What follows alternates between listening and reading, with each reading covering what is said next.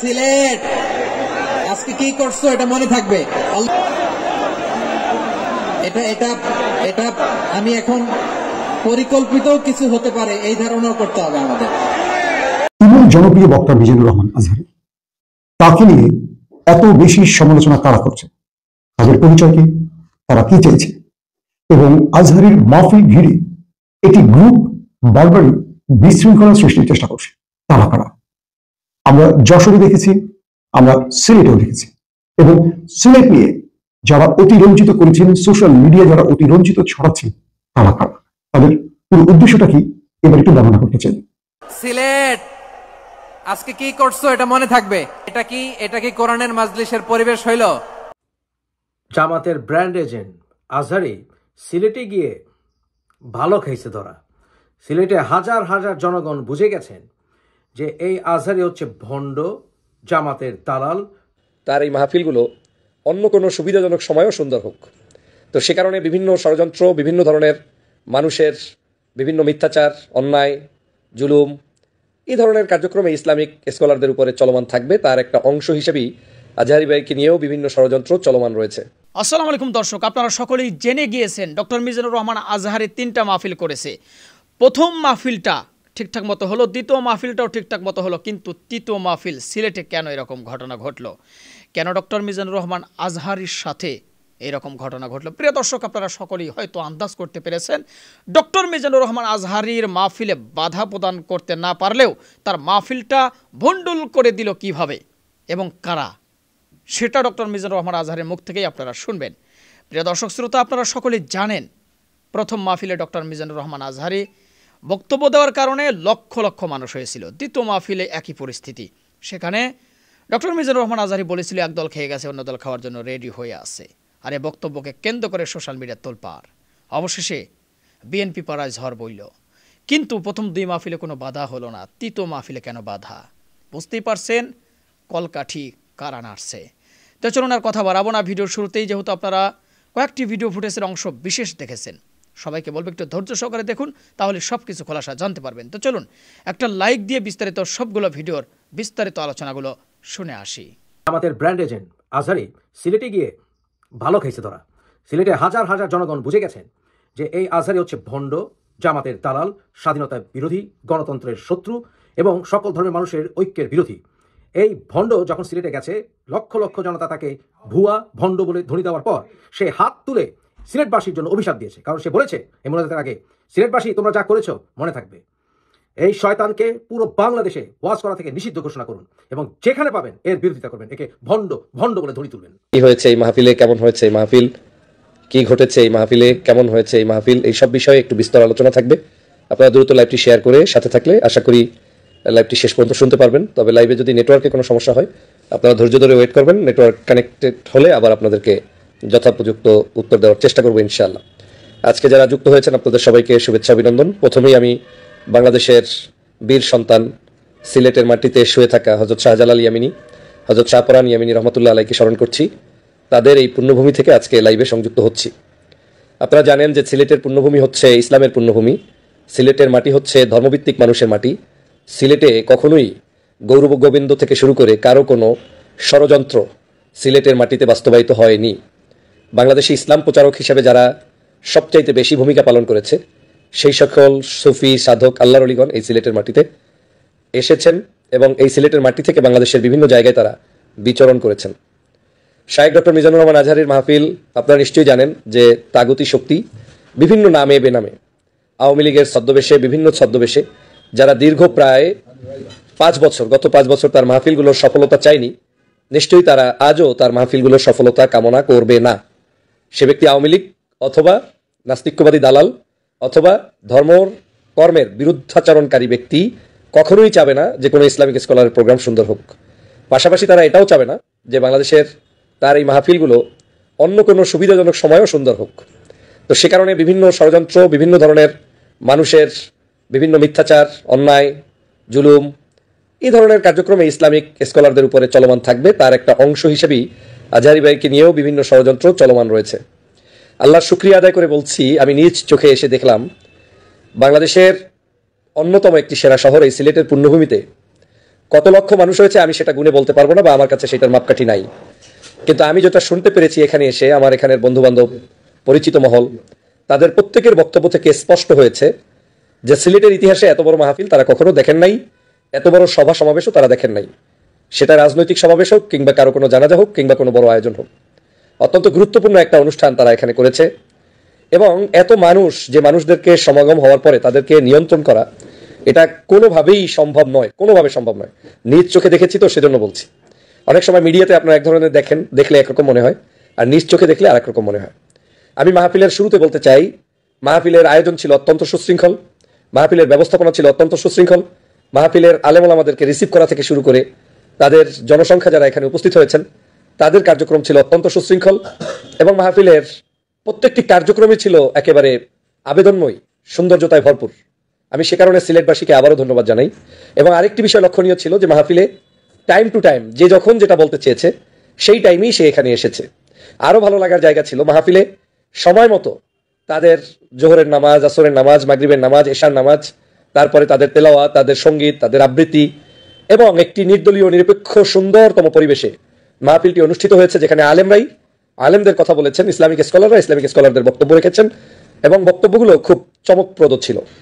সবচেয়ে ভালো লাগার একটি জায়গা ছিল আজহারী সাহেবের বক্তব্যে, সেটা হচ্ছে এই যে তিনি গত মাহফিলে এবং গত মাহফিল ছাড়াও তার দুই একটি বক্তব্যকে কাট পেস্ট করে কিছু ষড়যন্ত্রবাদীরা বাংলাদেশে ছড়িয়ে দিয়েছিল, সে বিষয়টি গতকালকে স্পষ্ট করেছেন এই মাহফিলে।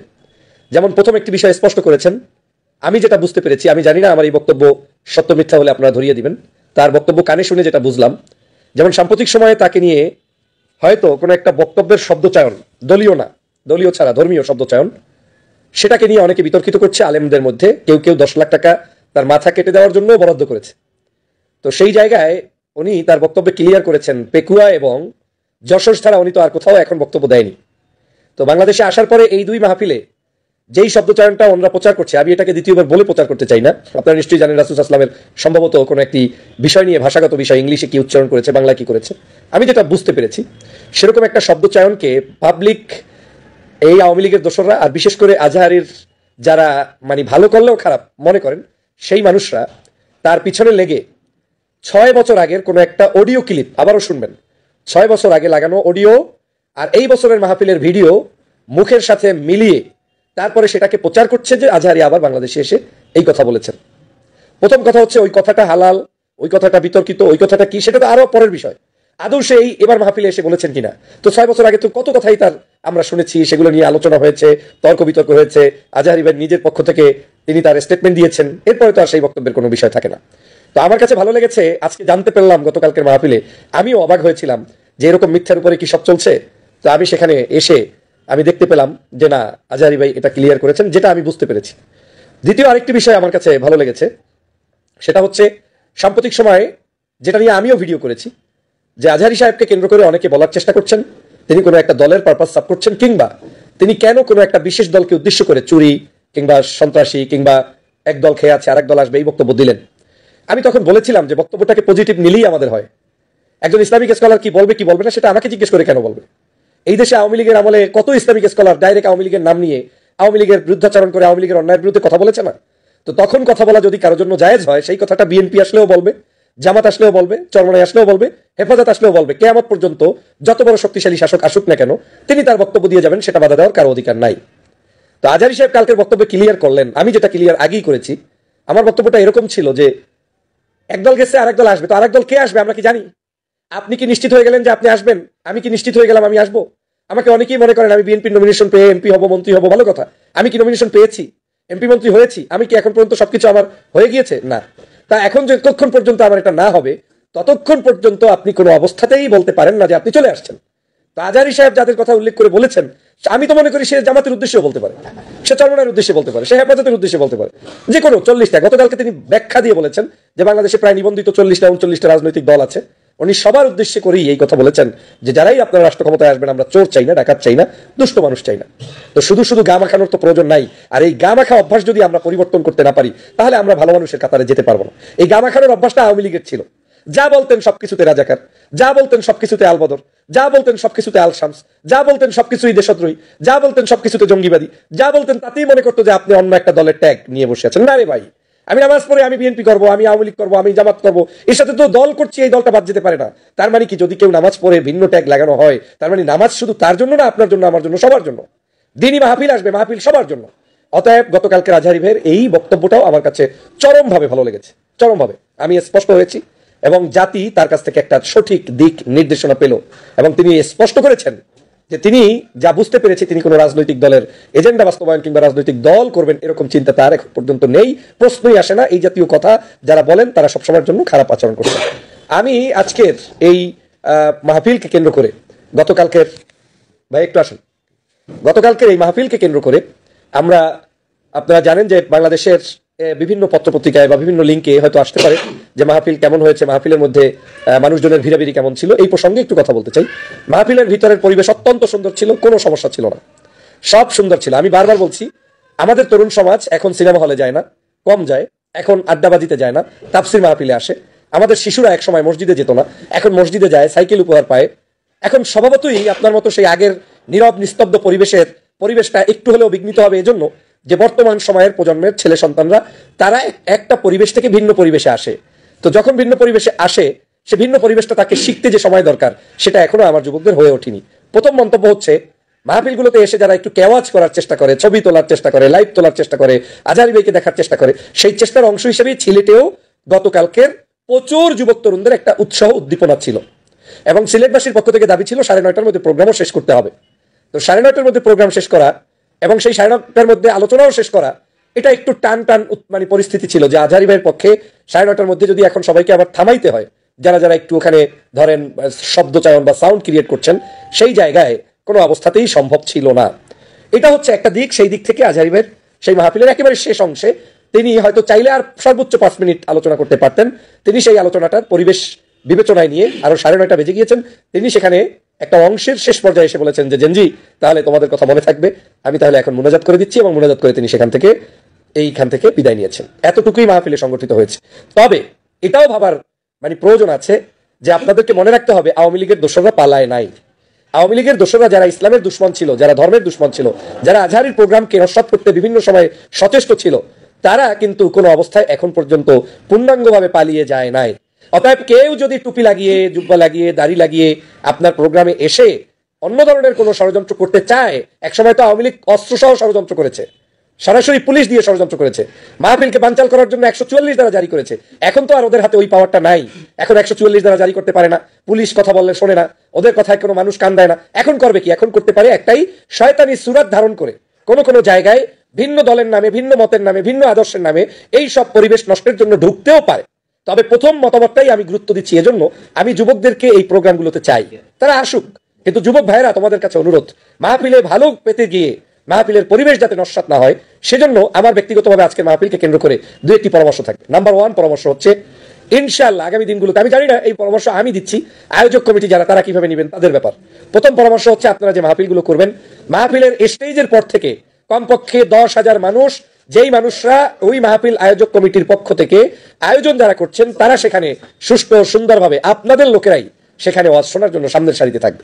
তারা নামাজ পড়বে, তেলাওয়াত করবে, খিচুড়ি খাবে, ঘুমাবে, উঠবে। এক কথায় 2-3 দিন ব্যাপী মাহফিল হলে যেই চরিত্রগুলো থাকে, সেই চরিত্রগুলো আপনারা প্রথম সারির দিকে অন্তত 5-10 হাজার মানুষ যদি এভাবে রাখেন, মিডিয়া কর্মীর পরে যদি আপনারা রাখেন, তাহলে হয় কি, একজন বক্তা এত সাউন্ড হলেও তার আলোচনা করতে অসুবিধা হয় না। পিছনের মানুষগুলোতে তো কত কথাই হয়, রাস্তায় কি সবাই ওয়াজ শোনে নাকি? মেলা হয়, দোকানদারি হয়, তো সেই রকম হলে ওয়াইজিনের কথা বলতে কষ্ট হয় না। আর একটা জিনিস মনে রাখবেন, সব ওয়াইজিন সব পরিবেশে কথা বলে না। অনেকে ক্রাউডের মধ্যে লাউডলি কথা বলতে পারে, অনেকে লাউডলি কথা বলতে চায় কিন্তু ক্রাউডের মধ্যে হয় না। তো পরিবেশ এক এক আলোচকের এক এক ধরনের। আমি আমার এই একটা পরামর্শ দিব যে মাহফিলের সামনে স্টেজের পরে অন্তত 5 থেকে 10 হাজার নিজস্ব ভলান্টিয়ার না, নিজস্ব প্র্যাকটিসিং ইসলাম যারা, যেমন আপনি একজন চরমনাইপন্থী আলেম, আপনি আজহারী ভাইকে নিয়ে মাহফিল করলেন, আপনার কত মুরিদ আছে তারা সামনে থাকবে। আপনি হয়তো একটু জামাত ঘেঁষা আয়োজক, আপনার কত মানুষ আছে, আপনার লোকজন থাকবে। আপনি হয়তো একটু বিএনপি ঘেঁষা কিংবা ডানপন্থী ঘেঁষা মানুষ, আপনার মানুষজনকে দিয়ে সামনের সারিগুলো থাকলে তখন এই পরিবেশটা সুন্দর থাকবে। এটা আমার একটা পরামর্শ থাকবে এই মাহফিলটাকে সুন্দরভাবে করার জন্য। যদি এটা আপনারা করতে পারেন, তাহলে অবশ্যই এই মাহফিলটা সুন্দর হবে এবং আমাদের এই জায়গায় সুন্দরভাবে আমরা করতে পারবো। আরেকটি বিষয় হচ্ছে, আমাদেরকে নিরাপত্তার বিষয়টা মাথায় ভাবতে হবে। এখন থেকে আজহারী ভাইয়ের যাবতীয় প্রোগ্রামগুলোতে আর কোনো ধরনের, এবং আমি নিজের ক্ষেত্রেও দেখেছি যে এটা ক্রাউড আসলে বোঝানো যায় না, যেমন কালকে আমি যখন স্টেজ থেকে নেমেছি, আমার যারা শুভাকাঙ্ক্ষী তারা বলছে ভাইয়া আপনি এখন যেতে পারবেন না, আপনি ওয়েট করেন, আমাদের ভলান্টিয়াররা আসুক, গাড়ির চাবি আসুক, মানুষজন যাক। কারণ পরিস্থিতিটা হয় কি, ক্রাউডের মধ্যে সবাই আসে সেলফি তুলতে, সালাম দিতে। আমি ব্যক্তিগতভাবে হয়তো অত গুরুত্বপূর্ণ কোনো ব্যক্তি না, আমার জন্য এই সহযোগিতা করাটা অন্যায় না। আমি চাই আমার দর্শক শ্রোতা ভালোবাসার মানুষগুলো আমার সাথে থাকবে, তারা আমার সাথে কথা বলবে, আলিঙ্গন করবে। এই তো একটু কষ্ট করবো, আমি তো আর প্রতিদিন সিলেট থাকবো না, প্রতিদিন যশোর থাকবো না, একদিন তাদের জন্য কষ্ট করা, এটা আমি মনে করি আমার জন্য এক ধরনের সুন্নাত হবে। আমি হয়তো ব্যবহার ভালো রাখা, মানুষের সাথে মুআমালাত মুআশারাত সুন্দর করা, এটা রাসূলের আদর্শ, সকল রাজনীতিবিদের আদর্শ হওয়া উচিত। আমি সেই চেষ্টাটা করে যাচ্ছি, বাট নিরাপত্তার বিষয়ে আজহারিবের ক্ষেত্রে আরো বড় কিছু কাজ করতে হবে। তবে মজার বিষয় যেটা লেগেছে, সিলেটবাসী এত ভালো, এত আন্তরিক, এত ভালোবাসার মানুষ, আমি কল্পনাও করতে পারবো না। আল্লাহ তাদেরকে উত্তম যা দান করুক। আমি কালকের সিলেটে আসার পর থেকে, সিলেটের সকালবেলা এসেছি, দুপুরবেলা হয়তো এখানে পৌঁছেছি 12টার দিকে, 12টা থেকে শুরু করে এখন পর্যন্ত সিলেটের মাটিতে এবং সিলেটের মানুষের ভালোবাসায় সিক্ত। তারা সেখানে রাতের থাকা, খাওয়া, ইন্তজাম, গাড়ি, মোটরসাইকেলের বহর, এবং বহরে আমাদের বিশিষ্ট আলেম সমাজ, আমাদের রাজনীতিবিদ, সজ্জন ব্যক্তিত্ব, এই অঞ্চলের সম্মানিত ব্যক্তিত্বরা ছিলেন। সবচেয়ে বড় দুইজন ভাইকে আমাকে স্মরণ করতে হচ্ছে। তুমুল জনপ্রিয় বক্তা মিজানুর রহমান আজহারী, তাকে নিয়ে এত বেশি সমালোচনা কারা করছে, তাদের পরিচয় কি, তারা কি চাইছে, এবং আজহারীর মাহফিল ঘিরে একটি গ্রুপ বারবারই বিশৃঙ্খলা সৃষ্টির চেষ্টা করছে, তারা কারা? আমরা যশোরে দেখেছি, আমরা সিলেটেও দেখেছি, এবং সিলেট নিয়ে যারা অতিরঞ্জিত করেছেন, সোশ্যাল মিডিয়া যারা অতিরঞ্জিত ছড়াচ্ছেন, তারা কারা, তাদের পুরো উদ্দেশ্যটা কি, এবার একটু বর্ণনা করতে চাই। দর্শক, বাংলাদেশের ইতিহাসের সবচেয়ে জনপ্রিয় ওয়াজি হিসেবে নিজের নামটি পুরো পৃথিবীতে আলোকিত করেছিলেন আল্লামা দেলোয়ার হোসেন সাইদি। এরপর তার শহীদ হওয়ার পর, মানে তাকে পরিকল্পিত হত্যার পর, বাংলাদেশের সেই স্থানটি দখল করতে হাঁটছেন বা সেই পথে হাঁটছেন মিশরের আল আজহার বিশ্ববিদ্যালয় থেকে ডক্টরেট শেষ করা মিজানুর রহমান আজহারী। বাংলাদেশের ইতিহাসে যদি এই দুজনকে আমরা এক করি, বলতে পারবো তাদের দুজনেরই বক্তব্যের ধরন প্রায় এক। আজহারী যেহেতু এই প্রজন্মের বক্তা, তিনি চেষ্টা করেন যুব সমাজকে তার বক্তব্যে টানতে, তাই এমন কিছু বিষয় তিনি উপস্থাপন করেন বা ভাষাগত কিছু পরিবর্তন, সেটা বাংলার সঙ্গে ইংরেজির মিশ্রণ, সবকিছু, এটা হলো তার একটা ওয়াজের স্টাইল। এটাকে আমরা যুব সমাজের লোকেরা, তরুণ তরুণীরা পজিটিভ অর্থ দেখেন। প্রশ্ন হলো, আজহারীকে কারা বিতর্কিত করতে চাইছে এবং কেন বিতর্কিত করতে চাইছেন, বা আজহারীকে এর আগে কারা দেশ সাড়া করেছিল, পরবর্তীতে নতুন করে আজহারীকে নিয়ে এত আলোচনা কারা করছেন, বা তাকে কেন এই বিব্রতকর অবস্থার মধ্যে ফেলতে চাইছেন, এই দুটো বিষয়কে আমাদের একটু আলোচনা রাখতে হবে। দর্শক, প্রথম যে কথাটি হলো, আমি তুর্কি সিরিয়াল আর্তুগুল যে সিরিজটি দেখেছিলাম, সেখানে আর্তুগুল গাজীর একজন আধ্যাত্মিক গুরু ছিলেন। আপনারা হয়তো তাকে দেখেছেন, চিনেন, ফর্সা করে উঁচু লম্বা সফেদ দাড়ি, একদম সাদা শুভ্র দাড়ি, সেই ব্যক্তিটি মহিউদ্দিন ইবনে আরবি। মনে আছে আপনাদের?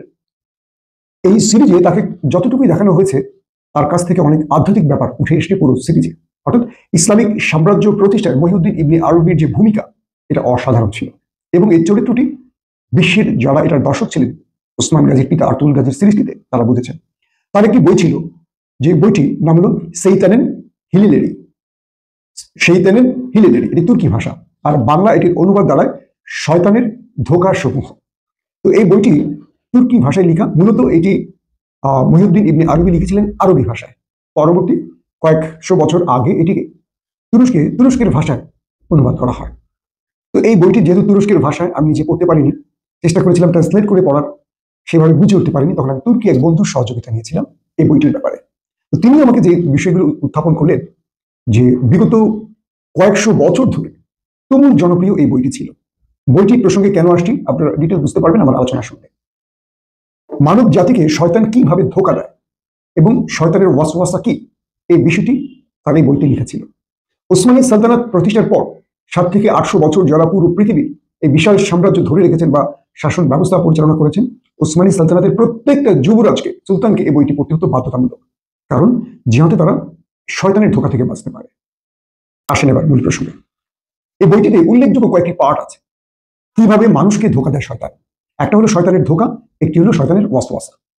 তো আমরা এই যে আমরা মুসলমানরা, মানুষ, আমাদের কাছে সর্বাধিক শয়তান আসে এবং আমাদের ধোঁকা দেয়। দেখেন, মিজানুর রহমান আজহারী যখন বক্তব্য রাখেন, ঠিক অগ্রভাগে একটা গ্রুপ সেখানে জড়ো হয় দর্শক হিসেবে বা তার শ্রোতা হিসেবে, এবং মাহফিলে পুরো সময়টা তারা একরকম থাকে। যখনই আজহারী মঞ্চে ওঠেন, তখন তারা হট্টগোল পাকানো শুরু করে, এবং এই হট্টগোলের মাধ্যমে মাহফিলের মঞ্চটাকে তারা একটা বাজারে তৈরি করেন, এবং আজহারী যাতে সুষ্ঠুভাবে ওয়াজ করতে না পারেন এই চেষ্টা করা হয়। এটি আমার না, এটি যারা আয়োজক বা যারা দর্শক, তাদেরই বক্তব্য। যেহেতু মিজানুর রহমান আজহারীর সাথে আমি যশোরে আদ্দিন সাকিনা মেডিকেল কলেজ হাসপাতাল প্রাঙ্গণের ওয়াজ মাহফিলে উপস্থিত ছিলাম। তার স্টেজে আমি উপস্থিত ছিলাম, একদম কাছ থেকে আমি পুরো ওয়াজ শুনেছি, পুরো ব্যবস্থাপনা দেখেছি এবং তার সাথে থেকেছি, তার সাথে দীর্ঘ সময় আলাপ চালিত হয়েছে। সব বিষয় নিয়ে আমরা কথা বলেছি, একদম ঘনিষ্ঠভাবে তার থেকে অনেক কিছু জেনেছি। আজহারি এই সময় সবচেয়ে বুদ্ধিমান প্রজ্ঞাবান একজন বক্তা।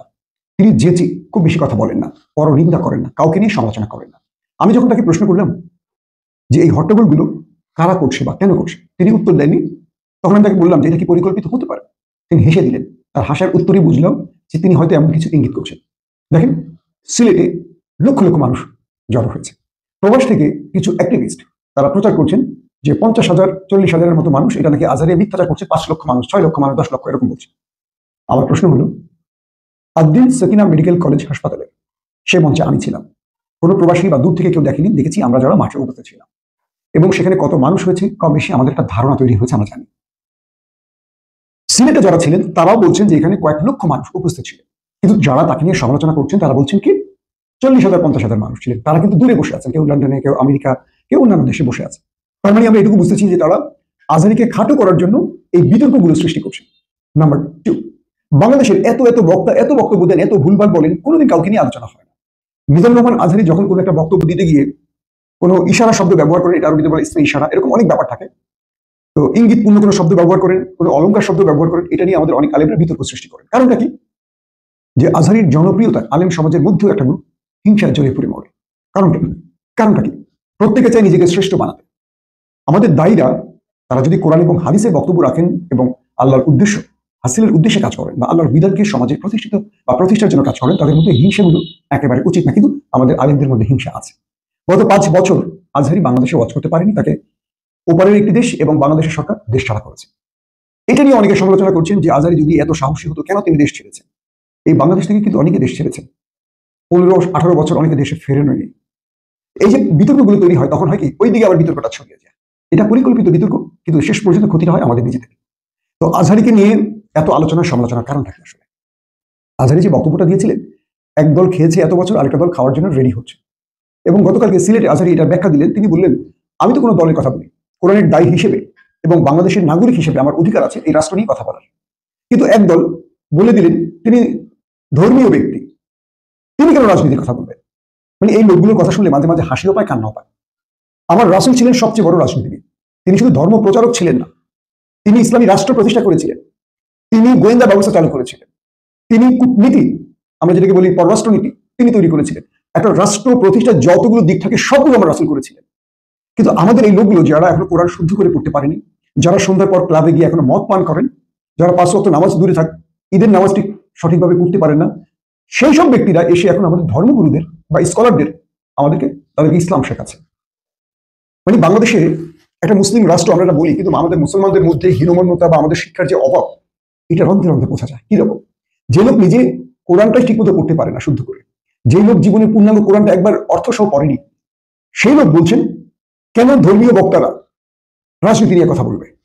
রাজনীতির কথা তো আমার রাসূল বলে গেছেন বাবা। রাজনীতি তো আমার কোরআনের প্রতিটি পাতায় পাতায় ছড়িয়ে আছে।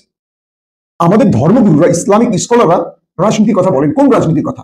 যে রাজনীতির মাধ্যমে আল্লাহ রাসূলের বিধানসমূহ সমাজে প্রতিষ্ঠিত হবে, যে বিধান আমার আল্লাহ রাসূলকে দিয়ে গেছে কোরআনের মাধ্যমে। আর তথাকথিত রাজনীতির বিষয়টি হলো তারা মানুষ মতবাদী দীক্ষাকে সমাজে প্রতিষ্ঠিত করতে চায়। পার্থক্য হলো দুটো। বেসিক্যালি এরাও জানেন যে মসজিদ হলো সবচেয়ে বড় রাজনীতির জায়গা, আর সেই রাজনীতিটা কি? সমাজে খেলাফত প্রতিষ্ঠা, আল্লাহর আইন, সৎলোকের শাসন। তারা আসলে বুঝে শুনে, মানে একদল বুঝে শুনে বিতর্ক ছড়িয়ে দেন। কারণ ওই বুঝে শুনে লোকগুলো চান যে মূর্খরা তাদের পাতা ফাঁদে পা দেয়। তারা মূলত চাইছেন এই ব্যক্তিদেরকে বিতর্কিত করতে। যেহেতু আমাদের দেশে অশিক্ষিতের সংখ্যাটা অনেক বেশি, তারা বলবে হ্যাঁ হুজুরা তো নামাজ পড়াবেন, হুজুরা তো তাফসীর করবেন, কেন রাজনীতির কথা বলবেন? এই বিতর্কটা তারা তৈরি করতে চান। তারা কিন্তু বোঝেন যে ইসলামের রাজনীতি বৈধ বা ইসলাম রাজনীতিকে সমর্থন করে, তবে তথাকথিত রাজনীতি না, চাঁদাবাজির রাজনীতি না, হত্যা গুম খুনের রাজনীতি না। ইসলাম মানুষের জন্য বা একটা সমাজকে আল্লাহর নির্দেশিত পথে আনার জন্য রাজনীতি করে। তো যারা মিজানুর রহমান আজহারিকে নিয়ে বিতর্ক তৈরি করছেন, তার ওয়াজ মাহফিলকে বানচাল করার চেষ্টা করছেন, আবার প্রচার করছেন যে সিলেটের মানুষ আজহারিকে অপমান করেছে, একবার নিজেকে আয়নায় দেখুন, আপনি নিজেকে মুসলমান দাবি করার ক্ষমতা রাখেন কিনা। মুসলমান দাবির অর্থ এই না 5 ওয়াক্ত নামাজের মাধ্যমেই শেষ। মুসলমানদের অনেকগুলো দায়িত্ব থাকে। একজন মুসলমানকে পৃথিবীতে পাঠানো হয়েছে আল্লাহর আইনকে এবং সৎলোকের শাসনকে প্রতিষ্ঠা করার জন্য। আপনারা যারা চাঁদাবাজদের প্রতিষ্ঠিত করতে চান, আপনারা যারা লুটেরাদেরকে আবারও সমাজের নেতৃত্বে আনতে চান, আপনাদের গা জ্বলবে আজহারিদের বক্তব্যে। আজহারি এই দেশের সম্পদ। আজহারি জামাতের প্রোডাক্ট নয়, বিএনপির প্রোডাক্ট নয়, আওয়ামী লীগের প্রোডাক্ট নয়। আসেন আমরা আজহারিকে ওন করতে শিখি। আমরা আজহারিকে একটা দলে বিভক্ত করে সেই দলটাকে লাভবান করছি। কারণ কি জানেন, আপনি যখন ফেসবুকে একটা স্ট্যাটাস দিচ্ছেন আজহারির বিরুদ্ধে, আপনার পোস্টটা হয়তো 1000-2000 লোক দেখছে, এর মধ্যে 90% হাসির রিয়েক্ট দিচ্ছে। তো সেই নিন্দুকদের বলবো, মিজানুর রহমান আজহারির মঞ্চের ধারে কাছে আপনি আসতে পারেন কিনা দেখেন তো। নিজেকে যত বড় সেলিব্রিটি ভাবছেন আপনি তত বড় নন। আপনার জ্ঞানের পরিধি সীমাবদ্ধ, সবারই জ্ঞানের পরিধি সীমাবদ্ধ। এত অহংকারী হবেন না। আজহারির মঞ্চের ধারে আসতেও আপনাকে যেটুকু জ্ঞান, বুদ্ধি, যোগ্যতার প্রয়োজন সেইটুকু আপনার আছে কিনা দেখেন। বাংলাদেশের ইতিহাসে মাওলানা দেলোয়ার হোসেন সাইদি, মিজানুর রহমান আজহারি কিংবা আমাদের আরো যারা ওয়াজি আছেন, তাদের ডাকে যেভাবে মানুষ আসে, তাদের তাফসীর শোনার জন্য যেভাবে মানুষ ছুটে আসে, হোক সেটা আমাদের হাফিজুর রহমান কুয়াকাটা হুজুর, ইনায়াতুল্লাহ আব্বাসী, তাদের ডাকে যেভাবে মানুষ ছুটে আসে, আমাদের রাজনীতিবিদরা এভাবে মানুষকে ডেকে আনতে পারেন না। একজন আজহারির জন্য লক্ষ লক্ষ মানুষ প্রচন্ড শীতে যেভাবে ছুটে আসে, বিরিয়ানি ছাড়া, খাবার ছাড়া, অর্থ ছাড়া, পারলে আপনারা রাজনীতিবিদরা দেখান বিনা টাকায় 10,000 লোক এনে, ট্রাক ভাড়া করে, খাবার দিয়ে, পকেটে টাকা গুঁজে দিয়ে, জনগণ ভাড়া করে এনে রাজনীতি সভা করা খুব সম্ভব। কিন্তু ওয়াজের মাঠে যারা আসেন তারা আপনাদের মতো মূর্খ জ্ঞানী নয়। মূর্খ জ্ঞানী কাকে বলে বুঝেন? যারা নিজেকে জ্ঞানী ভাবে, হয়তো বা বড় বড় ডিগ্রি নিয়েছেন, প্রকৃত জ্ঞান যাদের নেই, যে জ্ঞানটা তাদেরকে নাজাতের পথ দেখাবে। যে কথাটি দিয়ে শুরু করেছিলাম, মহিউদ্দিন ইবনে আরব, তার সেই বইতে মুসলমানদের শয়তান কিভাবে ধোঁকা দেয় তার বিবরণ আছে। এবং এই বইটি পড়ে 700-800 বছর ওসমানী সালতানাতের যুবরাজরা সুলতান হয়েছে। শুধু তাই নয়, পৃথিবীর বহু দেশে এই বইটা পড়া হয়। হয়তো মুসলমান না, তারাও পড়েন গোপনে, কারণ এটি একটি বিখ্যাত কালজয়ী বই। তাই বলবো, চারদিকে আমাদের বন্ধু সেজে অনেক শয়তানের মিত্ররা আছেন, অনুসারীরা আছেন, নিজেকে মুসলমান পরিচয় দিচ্ছে, কিন্তু মূলত তারা শয়তানের পাতা ফাঁদে পা দিয়েছে। তাদের রাজনৈতিক। প্রিয় দর্শক শ্রোতা, আশা করি সবগুলো ভিডিও আপনারা দেখেছেন। তো অবশ্যই এবার আপনাদের মূল্যবান মতামতটা জানিয়ে দিবেন, আর হ্যাঁ, পারলে ভিডিওটা শেয়ার করে সবারই দেখার সুযোগ করে দিবেন। আর আমাদের এই চ্যানেল নাসির ইসলামিক মিডিয়া সেন্টারে যদি আপনারা নতুন হয়ে থাকেন, প্রতিনিয়ত এ ধরনের সকল প্রকার নিত্য নতুন আপডেট, গরম গরম খবরগুলো পেতে আমাদের এই চ্যানেলটি সাবস্ক্রাইব করে আমাদের সাথে থাকুন। আর যারা ইতিমধ্যে সাবস্ক্রাইব করে দিয়েছেন, সবাইকে অসংখ্য ধন্যবাদ জানিয়ে ভিডিওটি এখানে শেষ করছি। সে পর্যন্ত সবাই ভালো থাকবেন, সুস্থ থাকবেন। আল্লাহ হাফেজ।